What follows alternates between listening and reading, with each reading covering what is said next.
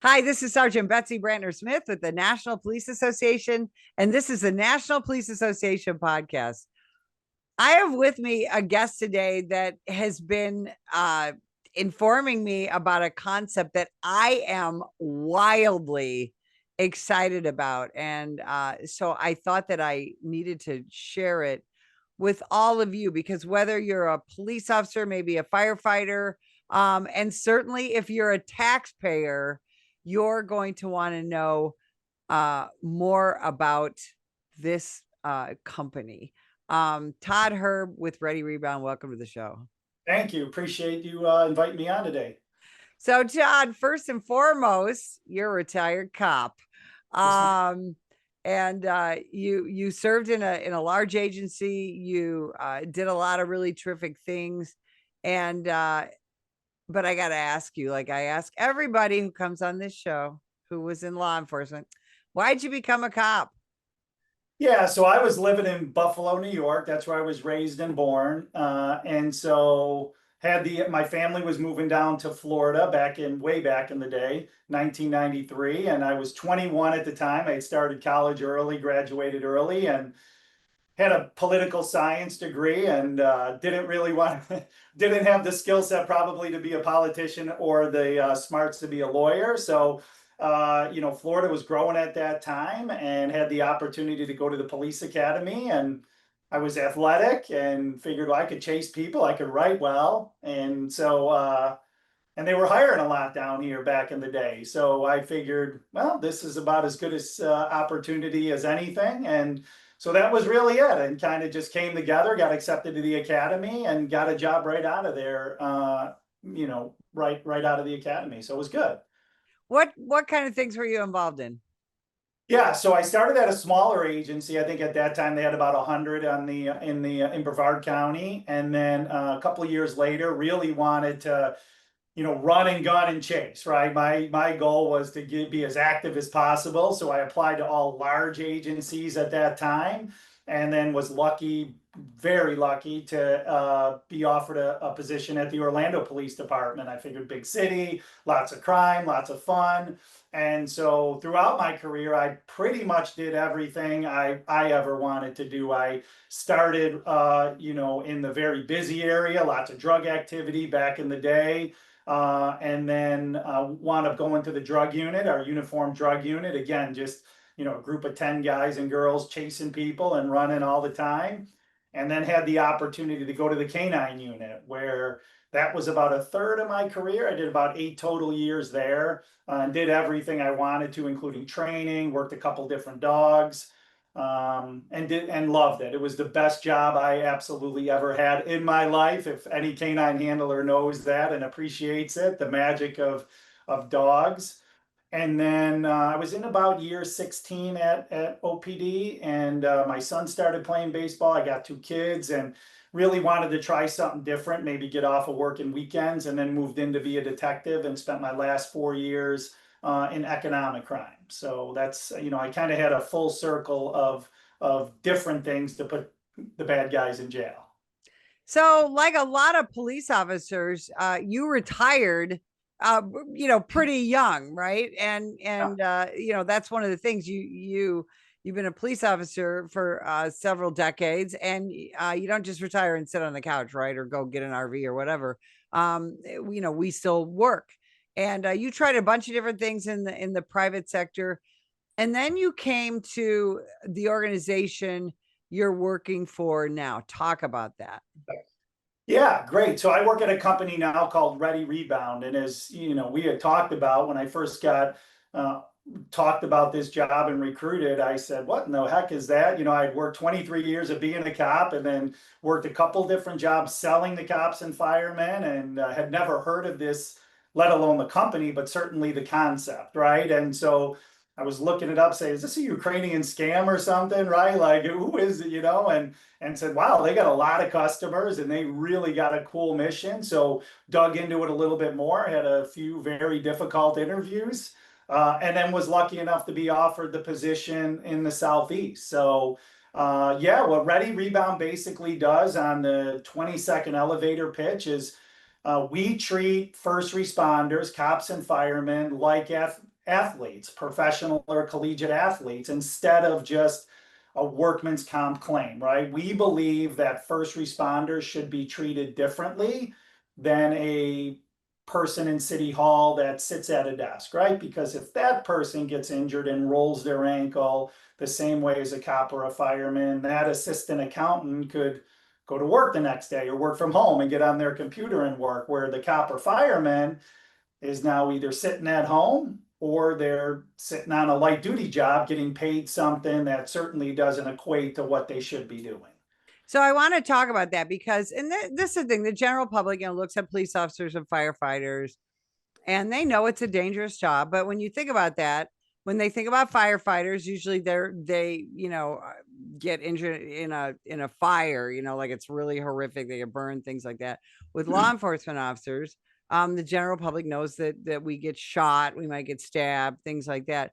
But which are all really horrific. But as we were talking about off camera, first responders, we all get injured. You really don't get out of a career in public safety without getting injured. And very often it's a shoulder or a knee or an ankle, or there's a lot of orthopedic stuff, especially that very often gets either mistreated, misdiagnosed. I just, on a personal level, and of course this goes back to the 80s, I got hit by a car when I was a rookie, and this is before anybody had heard of a specialty called sports medicine.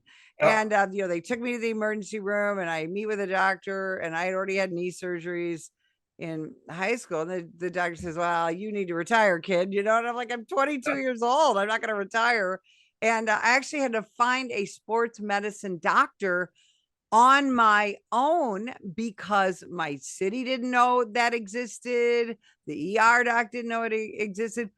And so one of the things that Ready Rebound does that I'm so excited about is that you help first responders not just recover, but you help them manage all of this. There's so much crazy red tape. You don't know what's available, and you actually help them recover, right?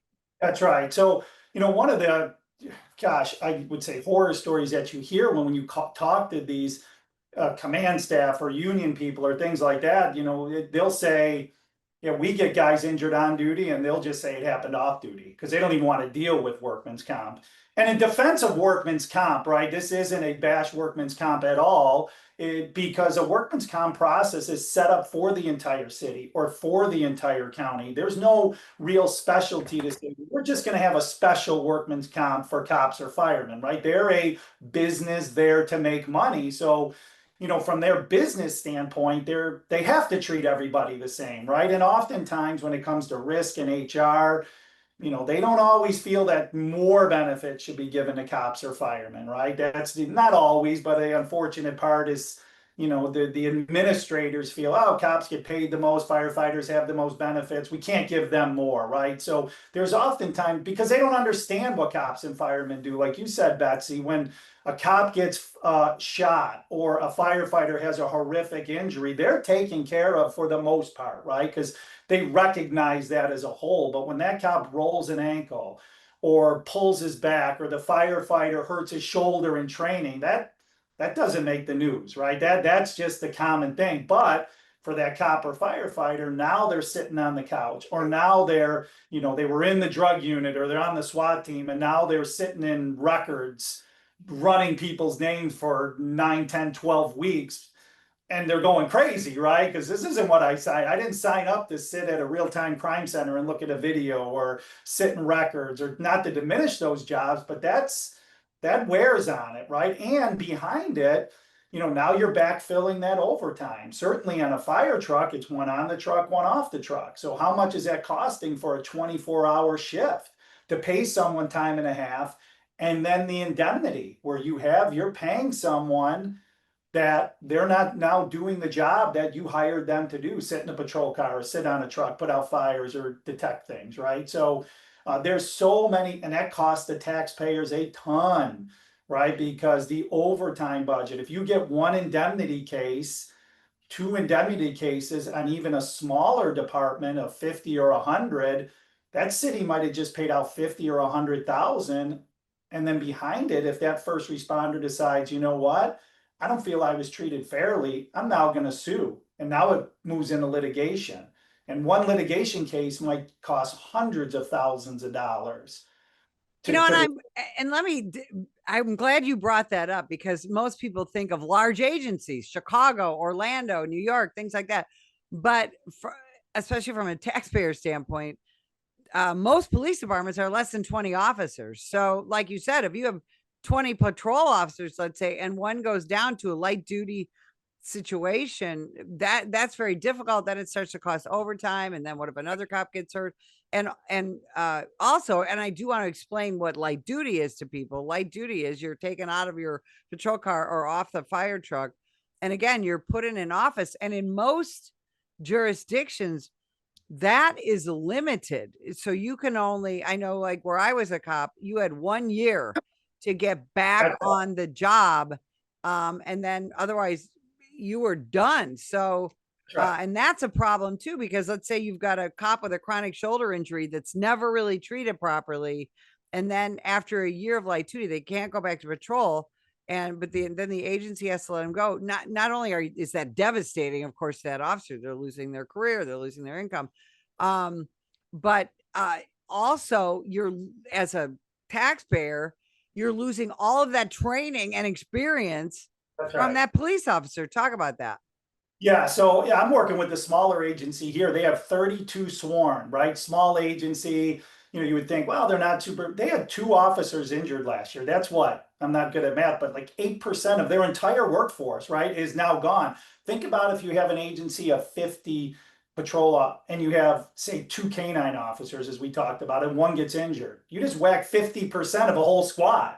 Or if you have a smaller department that your sniper is gone, right? Or your homicide detective hurts his shoulder in training. That person can't go out and investigate. They can't interview people, right? Because you have to have a gun and a badge. And if you're on light duty, as you talked about, you're on light duty. You are sitting in an office. So that talent drain is huge on the short term. And then, as you said, a lot of agencies, you got 365 days to the time you got injured, you got to come back or you are medically retired. So it just costs the city money, it costs them talent. And if you think about, if it takes, the officer gets injured for a shoulder injury, right? And it normally takes them, because the normal process a lot of times is they go to the ER at night, or they'll go to some sort of, OCMED, right? Occupation medicine right away. And that doctor will say, oh, you got a shoulder issue, rest it, ice it, PT, right? Come back in 6 weeks and tell me how you feel. They come back again. It's like, maybe we'll do another 3 weeks of rest, ice, PT. Now you got 9 weeks, and then you come back and say, yeah, it's not getting better. Now I'll get you to a shoulder specialist. Now that 9 weeks just extended. When they use Ready Rebound, they call a 1-800 number. They get a board certified athletic trainer that have stood on the sidelines of either a collegiate or professional sports team who understand those injuries. We work side by side with your current process, and they'll understand that injury and say, you don't need rest, ice, and PT. You need to get in to see a shoulder specialist tomorrow or within 48, 72 hours. You need an MRI behind it. We'll help schedule that. And if surgery is needed, within 10 days. Think about that athlete on ESPN that gets injured, right? They get injured. What do you hear? Oh, they got injured on a Sunday. They're going to see the doctor Monday, MRI behind it. Next Tuesday, the athlete's going to have surgery, right? That's why? Because that costs a lot of money. There's a bottom dollar for those teams, right? For Georgia, Florida, the Buffalo Bills, whoever, right? They need to get them on. We believe that same treatment should be applied to first responders in order to compress that time, get a definitive diagnosis, get them back to work healthy, and then keep them healthy for all those reasons we talked about: saving money, saving morale, saving the mental aspect of getting back to work, right? And there is a financial component. So we average anywhere between 30 and 40% faster getting those first responders back to work compared to your regular workman's comp process. So there's kind of a concept in law enforcement training, and frankly, it was started by my husband back in the early 80s. But to treat law enforcement officers like high level athletes, Right. physically, mentally, all of that. Because you think about that, and especially now in the days of extraordinary scrutiny, when a police officer, for example, is involved in some sort of controversial officer involved shooting, if we can send those officers out where they feel confident about That's their skills, they feel confident physically, and they have that winning mind, right? That winning mindset. We're sending out a much better cop who's going to be able to deal with all this kind of stuff. You're adding, it's almost like a three-legged stool. I feel like we had the two legs, and now Ready Rebound is adding that third leg to that stool of, let's treat these first responders like high level athletes when they do their job and they get hurt doing it. That is just so huge to me. It's mind blowing. And they know that they're taken care of, right? The morale issue of it, knowing that this is, like you had said, this is a dangerous job. Being a firefighter or a cop is dangerous, right? When you're a cop, you're arresting guys on midnight shift, right? You're arresting drug dealers, you're pulling guns off guys. Guys are fighting you. When you're a firefighter, you may be in bed for 4 or 5 hours, right? Because it might be a little bit slow, and then all of a sudden, boom, that call comes out, and you're 10 minutes after you wake up, you're now pulling someone out of a burning car, right? You don't have a chance. What's the difference between, one of the many differences between athletes and cops and firemen? Athletes, you see them, they're stretching for an hour, hour and a half, right? They have all these different preventative things. Where a cop, it might be a little cold outside. He's sitting in his patrol car for 5 hours, and then boom, he's running, jumping fences. The firefighter's sleeping for 2, 3 hours and running, saving somebody, right? Pulling somebody out of a car or climbing up a ladder. And then that's where those injuries, the back, the shoulder, things like the ankles, knees, all that are gonna get injured. And you have to get in to see that elite level doctor as quickly as that athlete, that wide receiver for, Arizona is not gonna go rest ice PT for 6 weeks, right? That athletic trainer, position coach, head coach, AD, they're gonna be like, we need to get him in because he needs to get back onto the field yesterday, right? So again, we just apply that model to cops and firemen for all the reasons we've talked about. When somebody gets hurt in the line of duty, it is very difficult to navigate. And everybody, everybody watching and listening, you know that, if you get hurt or you get sick or whatever, our medical system right now is kind of arduous, right? You got to call your primary care person and blah, blah, blah.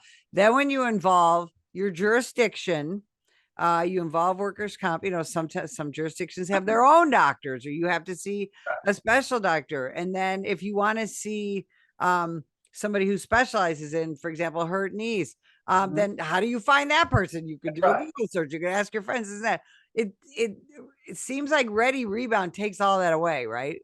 That's right. So we work within your system. It's a very siloed system, right? You have the member, you have the command staff, your reporter, you have the doctors, you have your third party administrator, workman's comp, you have HR, you have risk, you have all those silos, and all those things get missed, right? The HR calls the member and says, well, where's the paperwork? And he's like, I never got paperwork. Well, he left it at the doctor, or the doctor didn't check a box, right? So our athletic trainers are called navigators for a reason. They navigate the system, they run with HR, they work hand in hand with the third party, those TPAs, right?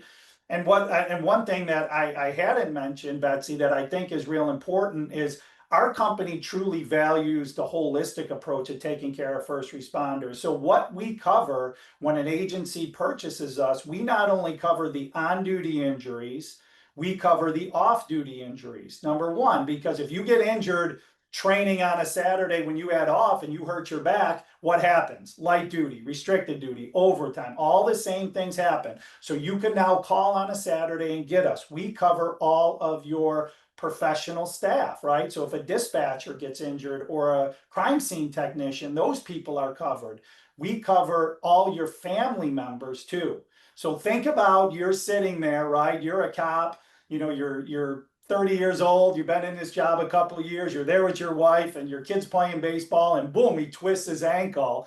Mom's going to freak out. I've never used my personal insurance. I never did it. What in the heck do I do? You call a 1-800 number and you're going to get a board certified athletic trainer. Mom could call, you could call, right?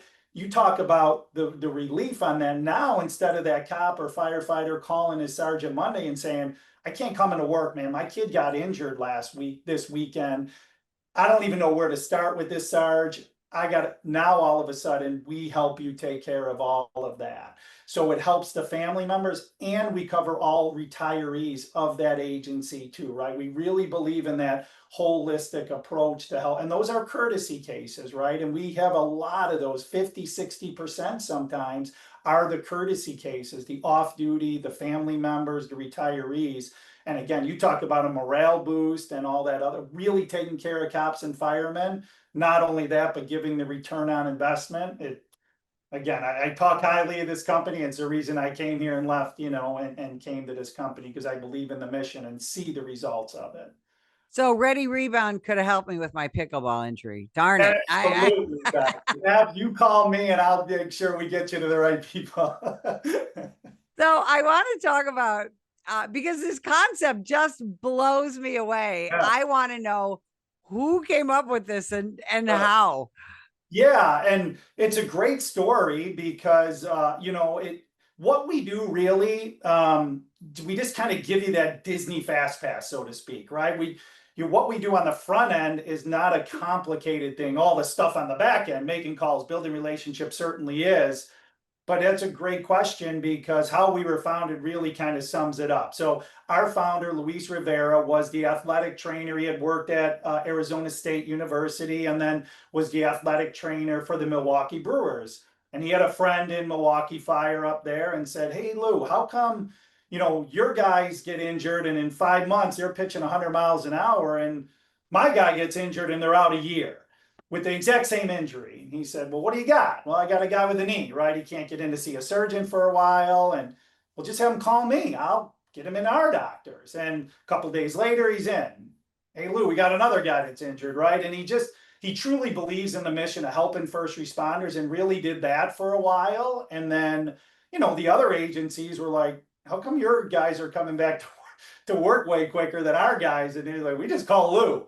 And so eventually just kind of fell backwards into this business and said, we'll pay you to do this. And so really it's that relationships with the doctors, understanding workflows and stakeholders and all that, and just understanding that process. That's how our company was founded. Now I think it was about 14 years ago about that. And we've built to 400 customers in the United States. We have agencies as small as 5 sworn. And then our largest customer is Cal Fire, California Fire, that has 12,000 members. So we scale from the absolute smallest to really the absolute largest when it comes to taking care of first responders. And what I really love is I can really see the respect for first responders, for what they do. I also got to look at it. And you and I talked about this. We're both taxpayers. I got to look at this from a purely financial standpoint. As a taxpayer, I live in a mid-sized city. We got a police department, we got a fire department, all that. I can really see the savings to the taxpayers, because you instead of having a guy or a gal on light duty for 11 months and going through all these things, you get them right back to work. And that is just huge from a financial standpoint. It's also huge from a mental health standpoint. A lot of people, look at this and think, okay, well, some cop twisted his ankle. Now he gets to hang out by his pool for 11 months. They don't want to do that, right? Talk about that. Yeah, most cops and firemen are mission driven, right? They're there to do a job. They got into it for a reason, right? Especially in today's day and age, right? There's plenty of things you could do, and they got into it for a reason, and they want to work, right? They want to get back. They want to do their job. Cops that are on a midnight shift, or on the drug unit, or on being a detective, firefighters, right, on the dive team, or doing all this great stuff. Now all of a sudden, again, you're stuck there. So the mental aspect of just, I know that I got injured. I hurt my wrist one time, and I was in uniform drugs at that time, and I spent 6 weeks in with records. Those ladies were so nice to me, but I still have PTSD to this day, losing my mind. I must have ran 1,000 different names, right, for this, what I was doing. So it really does. I mean, it is an emotional just wear and tear on you. And you talk about the financial piece, right? It's not only the overtime, it's the litigation, right? Because we now arm the city with a quality process to get that officer or fighter back to work. So we reduce that by as much as 50%, the litigation. So yeah, I mean, it really does help on a number of different levels on what we do to show a true return on investment back to the taxpayer, back to the agency, back to that first responder. Todd, if I'm a police chief or a city council member, or I'm a taxpayer that wants my agency to look at this, how can people find out more about Ready Rebound? Yeah, I mean, very easy. Go to readyrebound.com. You could that's the absolute easiest path there, right? You could certainly find me, reach out to me, right? But yeah, I'd say go to readyrebound.com, look at it. And it could be on a bunch of different, if you're a local politician, right? If you're a state representative, if you're a local representative, right, and you're looking to drive something for your first responders and to answer to your taxpayers, right, we provide the numbers. We provide you with a dashboard to say how many days have been saved compared to what you used to do to what you're doing now. Here's the dollar savings. Here's what you see every day. And we truly are an expert level staff augmentation that if we're not producing, then fire us. If you don't like us after a year, then you could fire us. You're not giving us benefits, right? You're not giving us a pension. You're not giving us all that other stuff.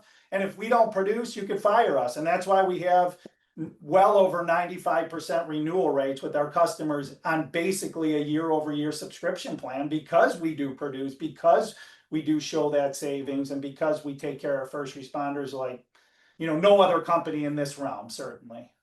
Absolutely. I gotta tell you, I am so wildly crazy about this concept. I think we're going to hear more about it.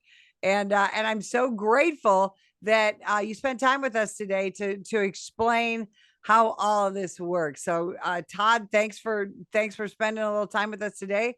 And if you'd like more information about the National Police Association, you can visit us at nationalpolice.org. Every day, the brave men and women of law enforcement put their lives on the line to keep us safe. But they need our help to continue their mission. Activist politicians, progressive prosecutors, the ACLU, and the rest of the anti-police forces receive millions in donations from extremist pro-criminal elements like George Soros and woke corporations. The National Police Association is fighting them in courts around the country, including the United States Supreme Court, defending officers who are being attacked for doing their jobs. Additionally, the National Police Association works year-round to pass tough-on-crime legislation to put and keep criminals behind bars. Consider going to nationalpolice.org and donating to keep us in the fight. Together we can win. That is nationalpolice.org.